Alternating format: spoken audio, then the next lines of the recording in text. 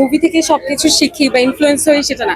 Violence এমনিও হচ্ছে, সাকিব খানের মুভির আগেও হয়েছে ভায়োলেন্স সবখানে, এরপরও হবে।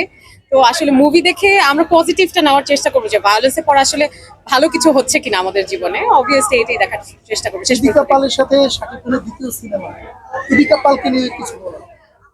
I really like her acting. আমি প্রিয়তমা দেখেছি, আমার সে পছন্দের নায়িকা, আমার ভালো লেগেছে, দ্যাটস ওয়াই আমি দেখতে এসেছি। আচ্ছা, আপনার বন্ধু বান্ধব, আপনার যারা আত্মীয় স্বজন, এদের ভিতরে কেউ বরবাদ মুভি দেখে যে আপনাকে না, আমি আসলে কাউকে কিছু জিজ্ঞাসা করিনি। As a Shakib Khan fan আমি সবসময় নিজে থেকেই আসি এবং আমি টিজারটা দেখি, টিজারটা ভালো লেগেছে। আচ্ছা, আপনি শাকিব খান ফ্যান কি কারণে? তার বডি ফিটনেস, চেহারা, নাকি অভিনয়, কি everything, he is a package, he is just a package. আমি মনে করি একটা সুপারস্টার হওয়ার জন্য যা যা থাকা দরকার তার ভিতর সবগুলো কোয়ালিটি আছে। আসলে কোন কোয়ালিটিটা নেই তার মাঝে, এটাই আসলে বিশেষ একটা দিক যদি আচ্ছা, বাংলাদেশে তার সাইডে obviously his acting skill. Acting skill সবার আগে দেখবো, যেহেতু আমি মুভি দেখতে এসেছি। শাকিব খান